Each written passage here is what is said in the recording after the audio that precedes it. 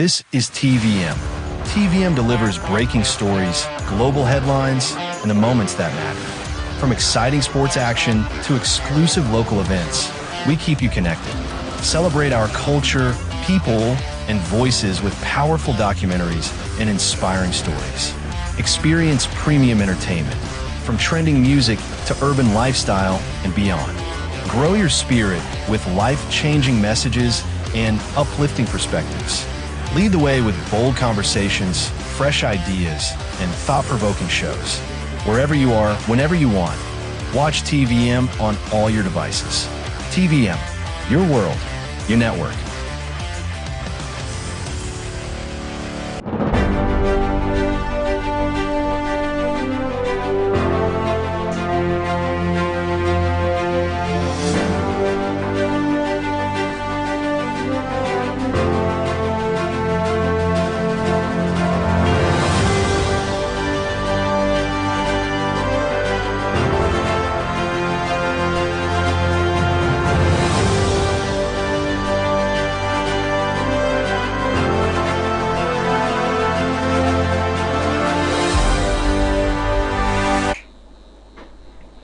Hello, this is TVM's Metro Update. I am Ogimoi Juliet. Delta State Governor Right Honorable Sheriff Oboriwori has been praised for sustaining healthcare delivery and supporting resident doctors during the ongoing nationwide strike by the National Association of Resident Doctors, NAD. Chief Medical Director of Asaba Specialist Hospital, Dr. Peace Igosewe, commended the governor's proactive measures to maintain medical services and motivate healthcare workers, describing his intervention as timely and commendable. She also applauded the hospital's resident doctors and staff for their dedication amid the strike, noting that despite increased patient numbers, no life was lost. Dr. Igosewe reaffirmed the hospital's commitment to the state healthcare reforms and its resolve to continue providing world-class medical services to Deltans. Delta State Governor Right Honorable Sheriff Oboriwori has congratulated the Asagba of Asaba, His Royal Majesty Obi Professor Epiphany Azinge, Senior Advocate of Nigeria, on his 70th birthday. In a statement by his Chief Press Secretary, Sir Festus Ayon, the governor praised the monarch's commitment to peace, unity, and cultural advancement in Asaba Kingdom.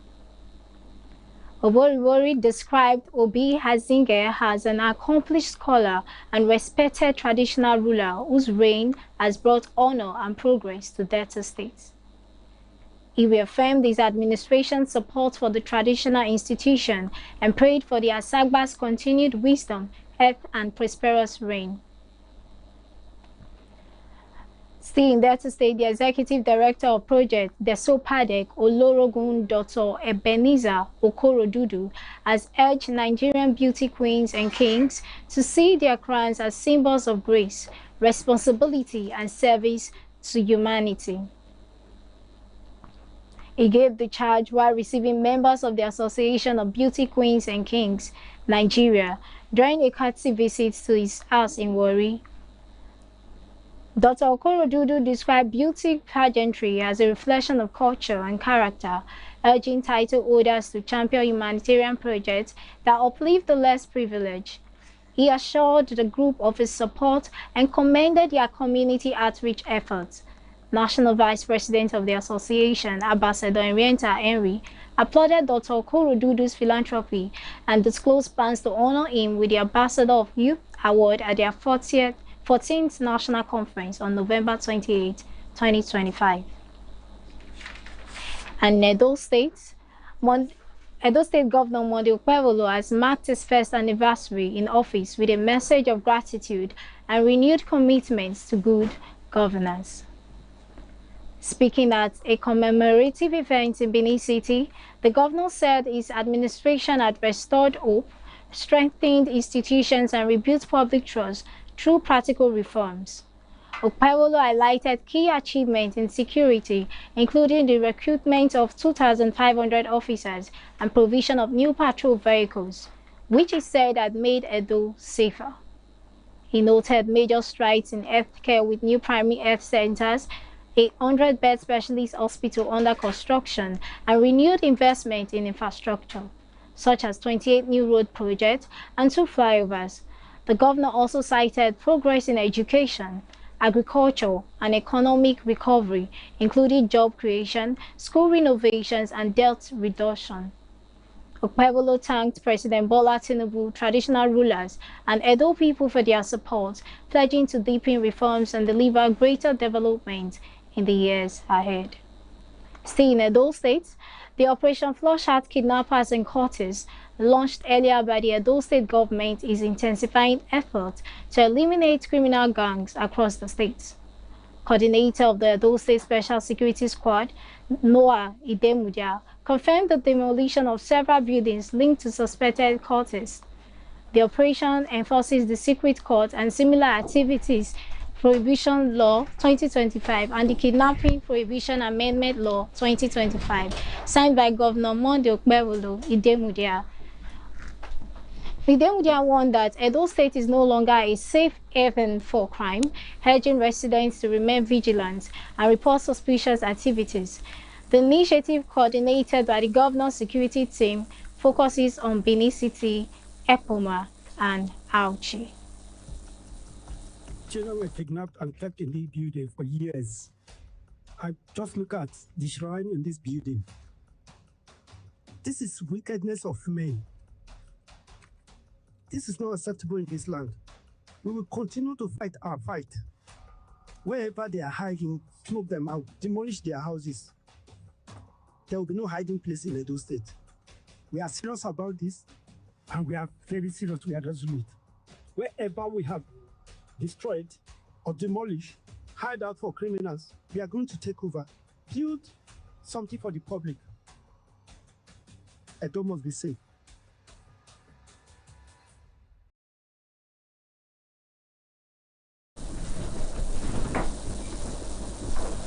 I have with me on the studio Mr. Lawrence Ogbele. He's here to share his insights on the issue of courtesing and kidnapping in Edo State.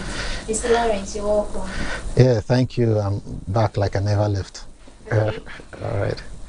Talking about the issue of courtesing, you know it has been rampant in Edo State, and the government, or the governor rather, has made some laws.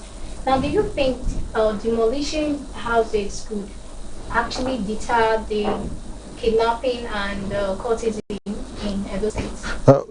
If we say that it's just about demolition houses, will be unfair to the government in that regard, because they actually have enacted a very stringent secret cult and similar activities prohibition law 2025, and it introduced severe penalties and a very comprehensive strategy to eradicate cult-related violence across the state. And if you are used to how cultism and crime works in some of these places, you know they work hand in hand. And some of the measures and provisions in the law are, you have stiffer penalties. Yeah, the law has repealed previous legislation and imposes harsh punishment, like we have 21 years imprisonment for financial or material sponsors of secret courts. So the situation where you have people financing secret court activities, 21 years imprisonment, 10 years imprisonment, and property forfeiture or demolition for anyone who knowingly harbors cultists or permits cult activities on their property. That goes to landowner and house owners. Then there was also 21 years imprisonment without an option of fine for cultists who assault, injure, or destroy property. In cases of fatality, the penalty upon conviction is death. So this is the law. So it's not just demolition. And even if a special security squad comprising of personnel from the police, DSS, Army, and NSCDC, including the local vigilante, has been established and directed to begin immediate implementation. So according to the government, it's not just demolition of houses. It has a lot of other penalties. Then if you ask my personal opinion on the demolition of houses, I am on the fence on that, in that while it might sound a bit extreme to house owners, it also serves as a deterrent.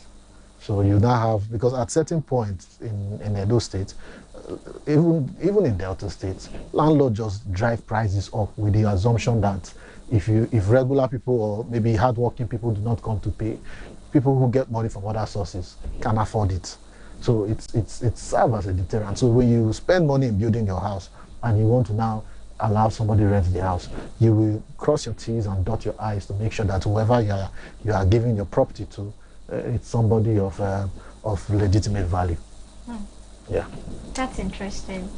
You know, in the news that was read earlier, some areas here actually focused on, like they said they're going to focus on some specific areas. They made mention of Ekoma, Auchi, and I think one other place like that.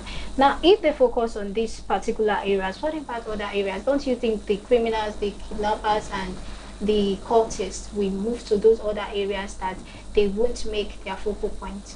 Well, I'm not a security expert, but okay. I think I understand the rationale behind these areas. You have Auchi, you have Ekpoma, even the capital Benin City. In some areas in Benin,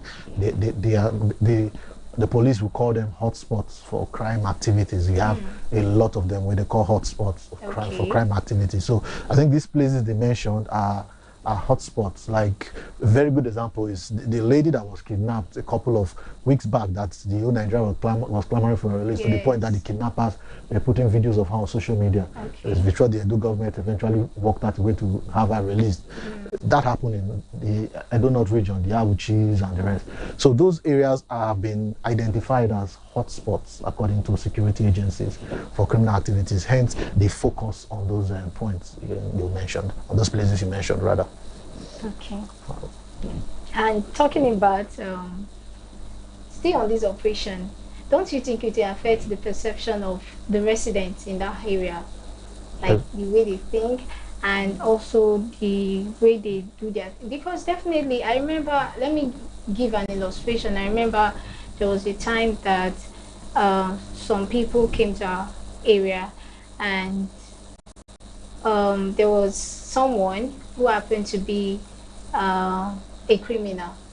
So when allegedly, yeah, he was a criminal, but nobody knew. But that kind of affected the people in our house as at that time. Now, in this case, do you think it's still going to affect those people in that area, like aside from the landlords? I think I get your question. Other people in the area. Yeah, I get what you're asking. If demolition of property and the rest, there are other tenants in the compound. Yes. I think what the government of Edo State is trying to promote is, if you see something, say something. Okay. If you see something, you say something. Or if you cannot say something, just vanish from the environment. It should not be found in the environment. I think that's what they are trying to say. But it's not an easy thing to achieve in the part of other tenants. It's not a very easy thing to achieve. But I think so far, from what the government, the operation that have been covered by the media, or that the government has allowed to be covered by the media, I can't recall seeing any of the residents that have tenants. It's mostly individual residents, maybe one person staying there, and also maybe they have a modality for, I would like to assume that they have a modality for deciding how they demolish property. So if there are other tenants there who probably have no idea that their neighbor is a cultist or a kidnapper, maybe that could be placed into consideration. But like I said, even though I do not 100% support the idea of destruction, because it's still destruction, no matter how we want to look at it, it's still, you're still wasting money and wasting property that could have probably be put into other use. But on the other hand, it's also a deterrent to other landlords. So it's a 50-50 thing for me. That's interesting. Yeah. Thank you for joining us in this analysis. We'll quickly go on a short break. TVM Metro updates will return after the break.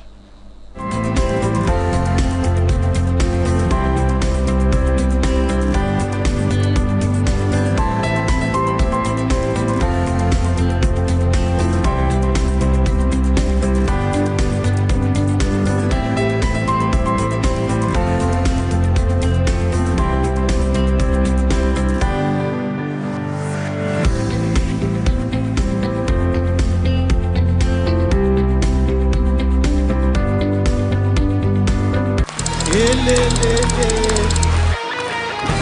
in the moment the glory of the Lord will sweep all over this place. Many are the will in a man's heart, but it's the counsel of the Lord that Champions! I don't want to know where you came from. Hey, I come in the name of Jesus. You must go John. Oh, you don't want to use the door, you can use the window. Your place is in the gutter jaw. So sickness, and barrenness, and laziness, even sadness. Jagba, they don't need Jagba. See as all of them need Jagba. Jagba, they don't need Jagba. See as all of them need Jagba. Yeah, I come in the name of the Lord, not just on my own accord. If I be praying and speaking in tongues, I can say anything here, it will happen abroad. Okay, now we are clear on that. So let's go back on track. As I was saying.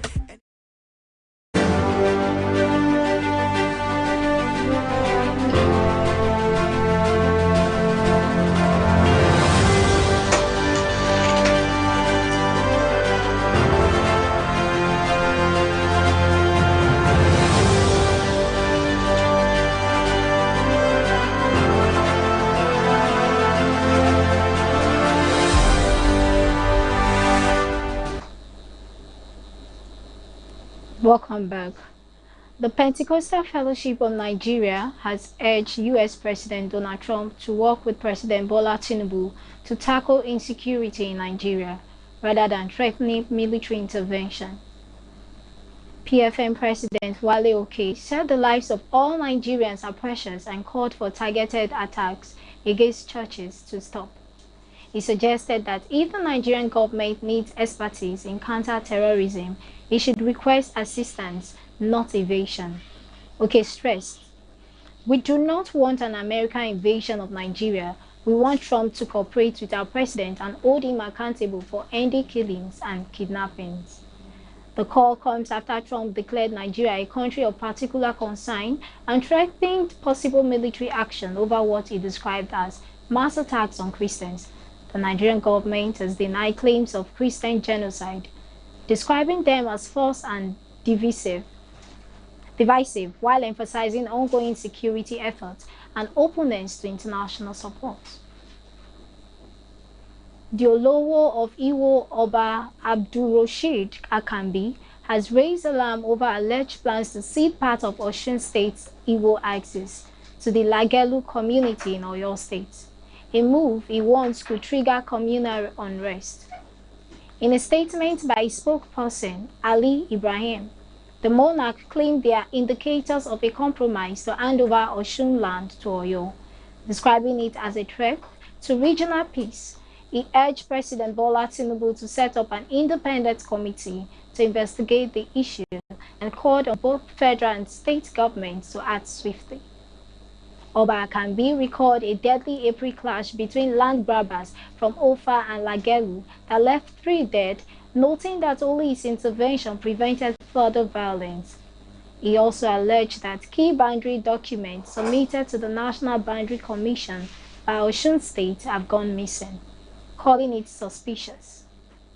The monarch insisted the disputed villages belong to Osun, with schools, hospitals, and polling units under its jurisdiction, and warned that forcing them into another state would amount to national treason. He appealed to Governor Ademola Adeleke and security agencies to act urgently to avert conflict. And in business news, in Abuja, the federal government has announced that it will no longer implement the proposed 15% import duty on petrol and diesel. The development was confirmed by Judge Ene Ita, Director of Public Affairs at the Nigerian Midstream and Downstream Petroleum Regulatory Authority, who also urged the public to avoid panic buying. The import duty had been approved by President Bola Tinubu on October 29, 2025, following a proposal from the Federal Inland Revenue Service to make imported fuel more expensive and encourage the use of local refineries like Dangote Refinery. Experts had warned that the policy could have increased pump prices by as much as 150 naira per litre, raising transportation costs and overall inflation. NMDPRA assured Nigerians that there is an adequate supply of petroleum products sourced from both local refineries and imports to meet demand during this peak period. The authority also warned against ordering, panic buying, or unjustified price hikes and pledged to monitor supply and take regulatory action to maintain energy security.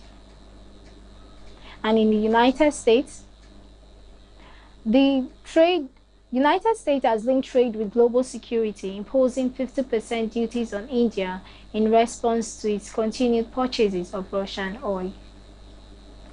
In response, Prime Minister Narendra Modi announced an export promotion mission worth $3 billion running until 2030 to 2031. The program consolidates older schemes and aims to help small manufacturers access cheaper trade finance and meet global quality standards. Priority support will focus on sectors hit by recent global tariff escalations, including textiles, leather gems, jewelry, engineering, and marine products. Minister of Information Ashwini Vaishnaw added a further $2.3 billion credit guarantee scheme to help exporters navigate the current global environment, which he described as policies of some countries causing hardship to others. Economists warn that the U.S. tariff could reduce India's GDP growth by 60 to 80 basis points this fiscal year if no resolution is reached. Trade negotiations between India and the U.S. continue amid disagreement over agriculture and Russian oil purchases. In international news, the African Union has denied claims of genocide in Nigeria's volatile north, contradicting U.S. President Donald Trump's recent statements. Trump had warned that Christians were being slaughtered by jihadists and faced an existential threat, even threatening political armed intervention if the killings were not stopped. But Mahmoud Ali Yusuf, chair of the African Union Commission, said at a press conference in New York on Wednesday that there is no genocide in northern Nigeria. He added that the complexity of the situation calls for careful consideration before making such statements. The UK music industry contributed £8 billion to the economy in 2024, boosted by international tours and exports. However, Brexit-related costs and red tape, along with concerns over artificial intelligence, have clouded the sector's outlook. UK music CEO Tom Kerr warned that AI and restrictive EU touring regulations threaten growth, while 90% of British music creators demand protections against unauthorized use of their work. The government plans a new copyright exception for commercial AI training, a move facing strong opposition from the creative sector. Moving on to entertainment news, an exhibition celebrating Afrobeat legend Fela Kuti has launched in Lagos, marking the African debut of a show first created in Paris. The Lagos event displays 440 items, including personal memorabilia, photos, paintings, and videos, with live performances and replicas of Fela's signature colorful underwear. Lead curator Sheun Ali said the exhibition is 3 times larger than the original, showcasing Fela's life, activism, music, and lasting legacy.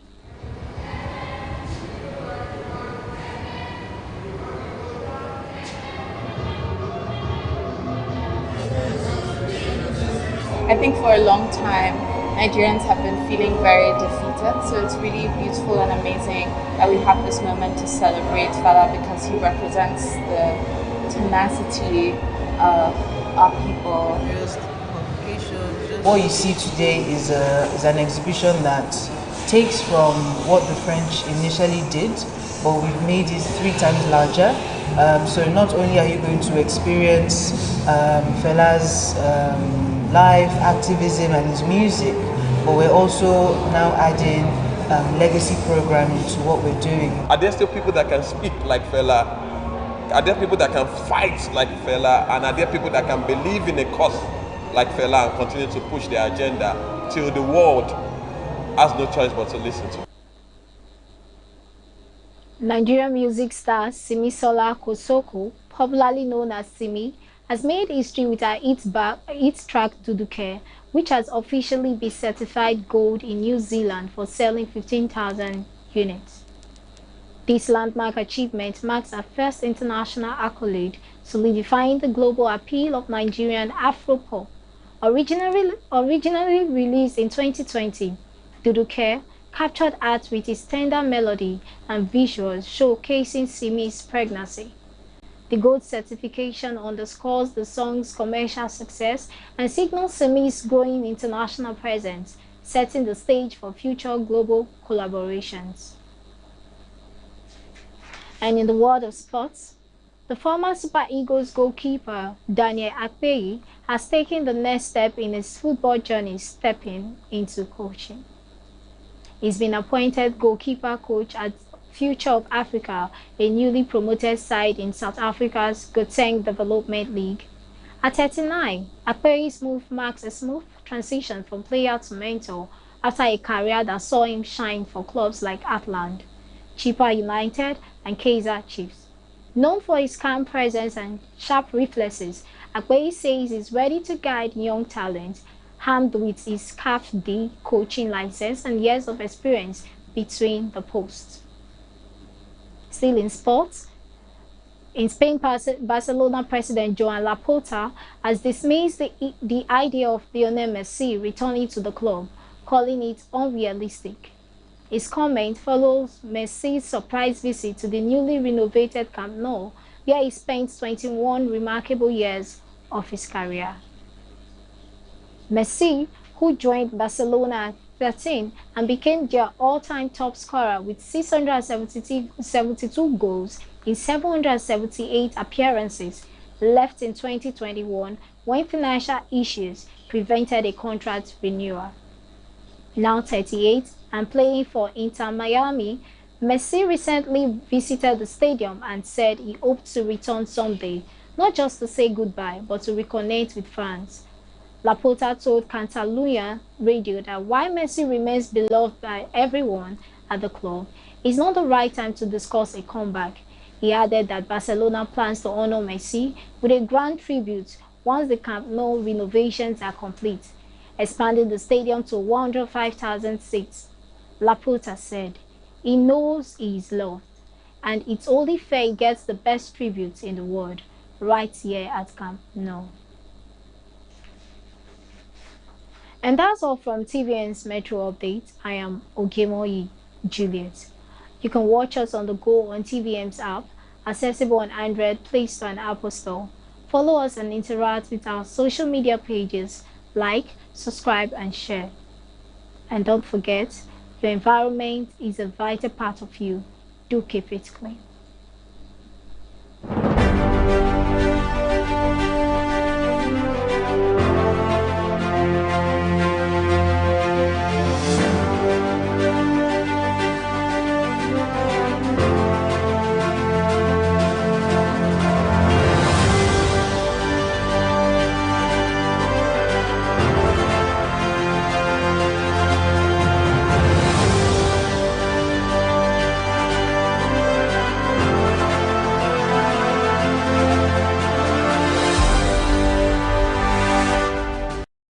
We say in a moment the glory of the Lord will sweep all over this place. Many are the will in a man's heart, but it's the counsel of the Lord that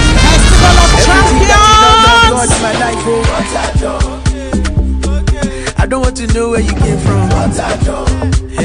I come in the name of Jesus. You must go Oh, you don't want to use the door, you can use the window. Your place is in the gutter jaw. So sickness, and barrenness, and laziness, even sadness. Jagba, they don't need Jagba. See as all of them need Jagba. Jagba, they don't need Jagba. See as all of them need Jagba. Yeah, I come in the name of the Lord, not just on my own accord. If I be praying and speaking in tongues, I can say anything here to happen abroad. Okay, now we are clear on that. So let's go back on track. As I was saying. This is TVM. TVM delivers breaking stories, global headlines, and the moments that matter. From exciting sports action to exclusive local events, we keep you connected. Celebrate our culture, people, and voices with powerful documentaries and inspiring stories. Experience premium entertainment, from trending music to urban lifestyle and beyond. Grow your spirit with life-changing messages and uplifting perspectives.